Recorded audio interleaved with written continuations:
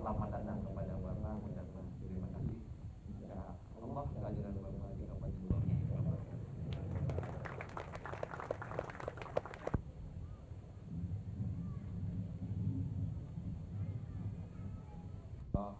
Wabarakatuh. Pertama-tama izinkan saya terlebih dahulu untuk menyampaikan rasa kagum sekaligus rasa heran mengapa di lingkungan Estat RSS ini dapat dibangun suatu. Saya heran karena saya pernah menjadi pengusaha. Saya tahu bahwa prasarana ini jelas kalau dari segi itu yang sudah pasti ini berkat dukungan pemerintah daerah melalui prasarana itu, sehingga tetap dasar rugi tidak rugi.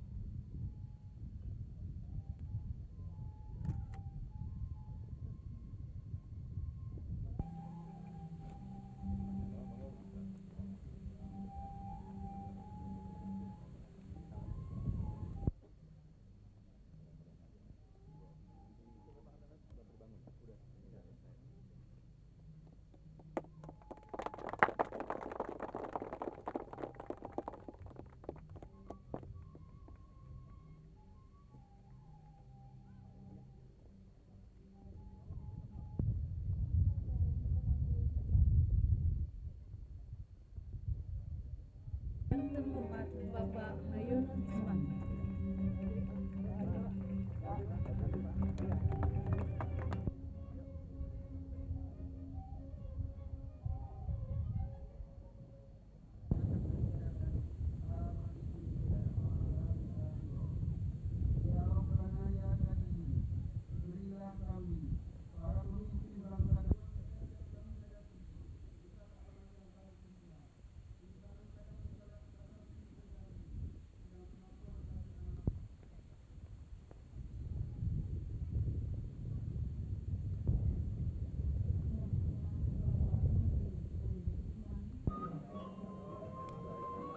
Dimohon kepada undangan dan hadirin yang lainnya disilakan untuk menikmati. Bagus Pak ya, bagusnya dari depan. Ada tadi kami sampai.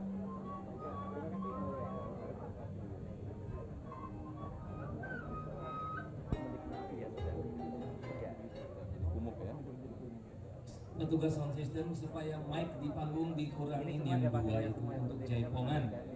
Hadirin lagi pesan sponsor, tamu-tamu sambil dari Gending Sariwangi.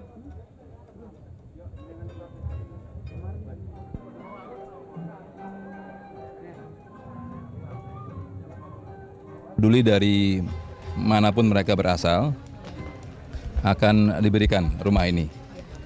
Kalau tidak terwujud ya, rekor dunia tidak terpecahkan, untuk rekor Asia dan rekor SEA Games akan diberikan kepada atlet Indonesia. Selain dari Daksa Pupin, apakah sudah ada yang menyerahkan ke Sudah ada beberapa seperti mobil Timor ya dari seorang warga yang ya katakan gila olahraga gitu ya. Dia menyerahkan satu sumbangan Timor dan saya percaya akan menyusul nanti yang lain. Yang Timor dia minta untuk atlet Indonesia. Jadi tidak untuk atlet yang lain.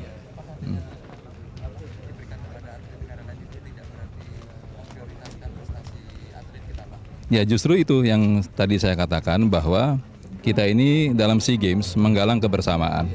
Dan kita harus membuat SEA Games sebagai kawasan, sebagai kejuaraan olahraga di kawasan ASEAN yang berbobot. Karena apa? Karena mampu memecahkan rekor-rekor dunia. Jadi siapapun atletnya, dari manapun asalnya tidak masalah. Karena mereka bersama-sama mengangkat harkat dan martabat SEA Games di dunia. Pak tadi untuk 9 provinsi melalui Perda telah setuju adanya Dinas Pemuda dan Olahraga, Pak. Dinas Pemuda dan Olahraga. Bisa disebutkan nggak daerah mana saja dan apakah ini dalam upaya pembinaan atlet kita yang lebih bagus lagi atau bagaimana sistem? Iya, saya gembira bahwa sudah ada 9 provinsi melalui peraturan daerah setuju akan kehadiran Dinas Pemuda dan Olahraga dalam struktur pemerintah daerahnya. Dan ini adalah suatu upaya untuk lebih memberikan otonomi pembinaan generasi muda, pemuda dan olahraga kepada daerah.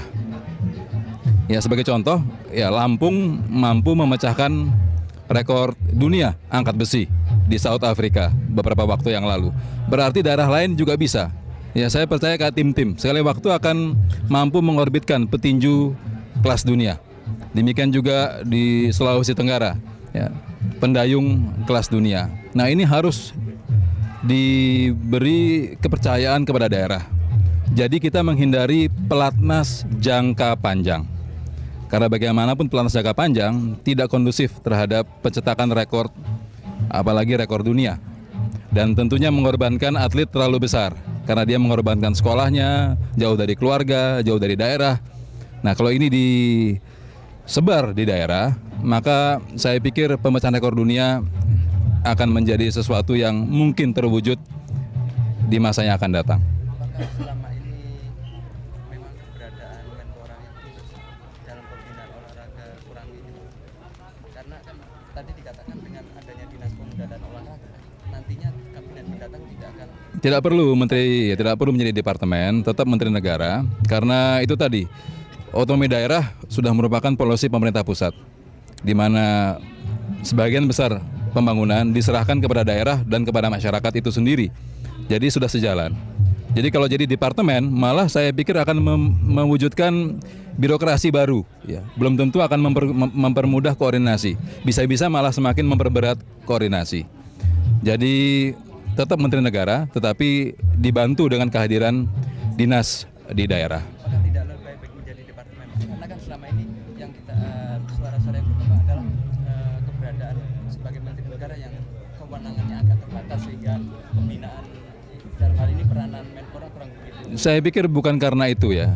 Yang jelas karena memang kata Menpora belum sepenuhnya mampu menjalankan Kepres 44 sebagai penanggung jawab utama dalam masalah kebijaksanaan dan koordinasi. Oleh karena itu kita berterima kasih atas dukungan Bappenas dengan adanya satu pintu kebijaksanaan di bidang perencanaan dan penganggaran. Jadi kalau Departemen Teknis mau mengajukan kepada Bappenas, terlebih dahulu dia harus melalui kantor Menpora. Kalau di masa yang lalu mereka bisa langsung tanpa harus melalui kantor Menpora. Nah kalau sekarang tidak, karena ada one gate policy atau satu pintu kebijaksanaan. Kemudian yang kedua, kalau jadi departemen, bayangkan, kita sudah harus menyiapkan anggaran membangun 300 sekian kandep, gedung kandep di tingkat 2. Berapa ratus miliar yang akan kita keluarkan untuk membangun kantor kandep. Saya pikir tidak perlu, tetap Menteri Negara, nanti dengan adanya dinas di daerah, justru melalui APBN dan APBD, dinas itu akan kita berdayakan. Nah, KONI adalah suatu lembaga non-pemerintah, jadi NGO dia. Tentunya nanti dinas ini akan bermitra dengan KONI, dan saya pikir KONI akan diuntungkan dengan kehadiran dinas karena dana APBD akan semakin meningkat untuk pembinaan olahraga, yang tentunya akan menguntungkan KONI di daerah. Dengan ini ya, mundurnya Bandung Raya dari Liga Indonesia bagaimana ini Pak? Ya saya pikir kalau Bandung Raya sudah memutuskan mundur itu keputusan merupakan hak mereka. Walaupun saya menyayangkan, ya, karena bagaimanapun juga mestinya bisa dicegah. Ya seperti Arema sebagai contoh, ya kan juga akan mengundurkan diri dari Liga Indonesia karena masalah pendanaan. Tetapi Arema mampu menggalang dukungan dari masyarakat, khususnya alumni atau warga yang pernah tinggal di Kota Malang. Nah saya pikir ya patut disayangkan. Ya, mestinya Bandung Raya bisa menggalang kegotong royongan dari masyarakat. Tapi alasan Bandung Raya tampaknya bisa diterima Pak karena mereka memandang kebijakan makro dari PSSI yang belum bisa menata. Ya boleh Bandung Raya berpandangan demikian, ya memandang bahwa PSSI belum baik, tidak konsisten. Tapi apakah dengan mengundurkan diri itu menyelesaikan masalah? Kan tidak. Kalau itu masalahnya saya tidak sependapat, kurang setuju. Tapi kalau masalah yang dikembangkan masalah dana, saya akan terima lebih baik. Tapi kalau mengatakan PSSI kurang baik terus mereka mundur, itu tidak benar. Justru kalau PSSI dianggap tidak baik, ya mereka harus tegar gitu ya. Tetap di liga dan berupaya terus memperbaiki PSSI. Nah, habis itu kalau biaya saya dapat menerima. Ya kan kalau biaya, tapi jangan karena PSSI tidak baik itu menjadi alasan. Tapi kan mereka akhirnya kecewa dengan apa yang Ya dalam perjuangan kekecewaan itu bahagian daripada kehidupan. Jadi kalau tidak mau kecewa ya jangan berjuang. Pak nantinya kan ini bisa merembet ke klub-klub yang lain Pak. Yang mudah-mudahan tidak, karena sebagai contoh Arema ya bisa teratasi dengan kita bergotong royong Pengeluaran yang banyak dikeluarkan oleh klub sementara yang mereka peroleh dengan belum profesionalnya pengaturan dan juga sebagainya itu apakah Ya kalau itu memang sudah merupakan keputusan, ya kita hormati. Ya karena memang masalah dana dan Bandung Raya tidak mampu menghimpun dana dari masyarakat. ke depan bagaimana Pak upaya dari Kedepan saya pikir nanti akan bertahan klub-klub yang profesional, klub-klub yang mampu survive, ya bertahan dalam kompetisi yang ketat. Akan terwujud demikian. Walaupun jumlahnya sedikit, tetapi mereka akan menjadi tangguh karena pembinaan yang memang melalui kejuangan yang tidak mudah. Perjuangannya memang masih panjang. Tapi saya percaya yang akan tetap di liga adalah klub-klub yang profesional. Mereka tidak akan mudah membubarkan diri. Ya, terima kasih.